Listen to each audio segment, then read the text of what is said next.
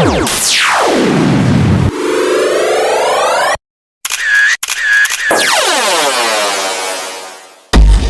Kalayas Vlog.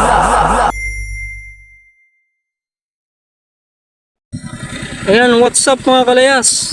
Magandang morning sa inyo. Ngayon po ang araw ay nagtitinda po tayo ng taho. Oh. Ayan po. Ayan po, nagtitinda po tayo ng taho. Galing na po tayo ng Kagtalaba. Palabas na po tayo ng Kagtalaba. Hindi ko na po na-video yung mga kaganapan kanina. Ano po ay dalian po. Medyo tinanghali po tayo. Ayan po. Oh. Palabas na po tayo ng Kagtalaba. Okay naman na po, nakabenta na rin naman na po. Hindi ko po masyadong mabidyoan lahat at yung pong binili kong cellphone holder para dito ilalagay po sana sa motor ay ano po, hindi ko pa po na ikakabit.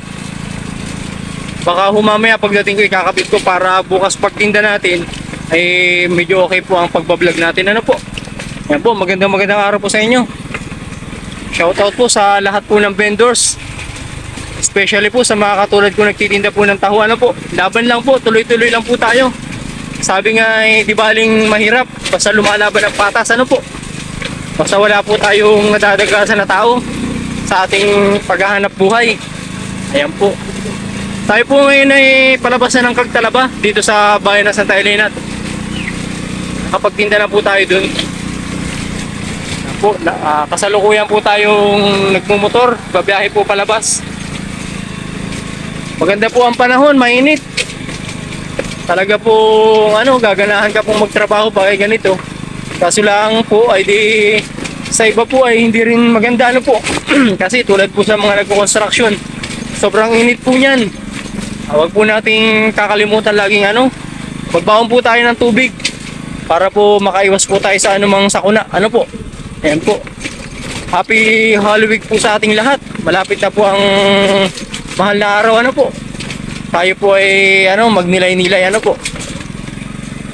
ayan po. Magandang umaga po sa inyo. Yan, palabas po tayo ng Kagtalaba ngayon.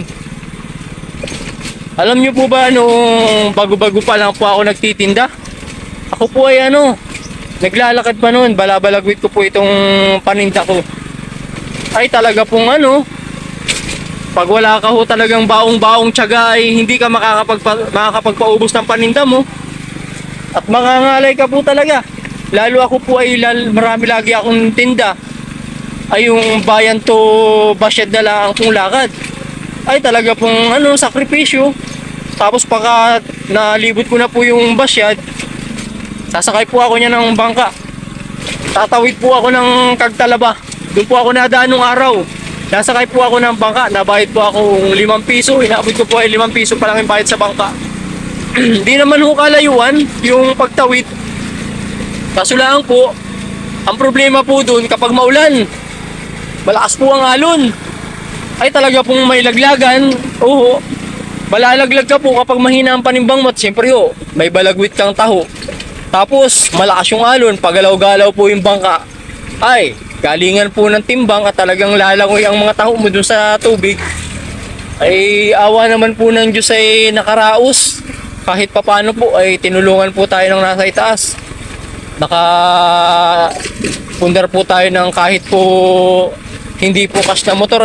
Kahit po hulugan ay tinutulungan po tayo ng nasa taas, makautay-utay maghulog. Kaysa naman po magparalakad po. Masakit din po sa balikat ay tapos sa sa yung pong muscle sa paa. Ay talaga pong pag 1 linggo po akong straight noon ay yung bago-bago pa ho ako ay namitig po ang paa. Talaga pong tiyagaan. Ang hirap din po pala. Yung yung trabaho kasi po ako ay lumaki po akong parang gala-gala lang. Hindi po ako lumaki sa trabaho kasi po yung pong nanay ko ay ayaw po akong pagtatrabahuin nung araw ay ako po'y bata pa ay parang bibi-bibi po. Bunso po ay yun po pala mali. Mahirap po pala yung ganun na bibi-bibi ka ng bata ka pa. Mas maigi pa po siguro talaga kung sinanay ka na sa trabaho. Simula magkaisip ka pa lang. Hindi naman po yung trabahong talagang ano, talagang toduhan na. Kumbaga po ay ano, yung masanay ka lang sa gawain ay malaking bagay na hot. Kapag po ikaw ay magtatrabaho, batak po ang katawan, ano po. Kaya ayun po. Pero po ako ay natuto rin naman. Dahil simula po ako ay magkapamilya, ay ako na po lang talagang tumayo sa sarili kong paa. Ako po ang kumbaga ay nagsikap din para sa pamilya, ano po.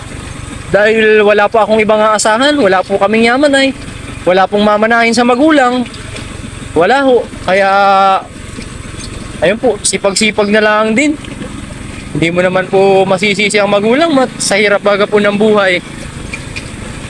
Ganun po talaga. Kumbaga ay may mga pinanganak pong taong may kaya na. May mga pinanganak pong may mga ari-arian. At meron din naman pong ano, mga pinanganak na kagaya ko po. Wala pong kapirahan. Wala pong yaman. Kumbaga ay ang yaman mo lang ay di yung magiging pamilya mo, yung mga anak mo, yun lang ang pinakayaman mo sa buhay na ito. Dahil po yun ay hindi po matutumbasan ng kahit anong pera, yung pamilya mo. Yun naman po ang aking pinagmamalaki. Kahit po ako'y ganito lang na nagtitinda-tinda lang ng taho. Pag minsan po ay na-sideline din ang pagtuturo ng sayaw sa mga high school, elementary. Tapos minsan po sa Zumba rin po tayo. Kahit naman po papaano ay hindi naman po parehong kaliwa ang paa natin.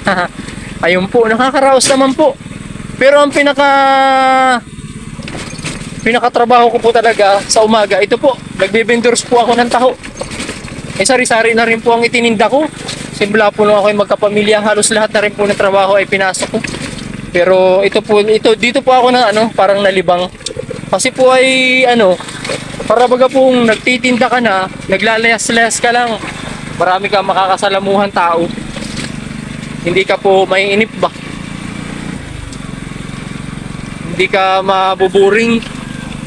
Ayan po, malapit na po tayo makalabas ng ng pagtalaba. Ayan po, taniman po ng balinghoy yung kabila kung natatanaw nyo. Ay, gulping balinghoy. Yan. Sige po, cut ko po muna itong video po. Tuloy po uli natin mamaya. Sige po. So yun guys, magandang tanghali na. Tapos na tayo maglako. Ayan, ipapahinga muna tayo saglit bago umuwi. Ayan ang ganda ng tubigan. Talagang summer na po. Ayan mga kalayas Ayan, ganda. Lawak ayan. Maraming kangkungan mga kalayas. Ayan po, update ko po kayo doon sa paninda natin. Awa ng Diyos, nakaubos tayo. Ito po. Taran! Yan po, ubos na po. Ubos na po ang paninda natin. Awa ng Diyos, yan po. Side na side po. Pati po yung reserba natin, ubos na. Yan po. Hey!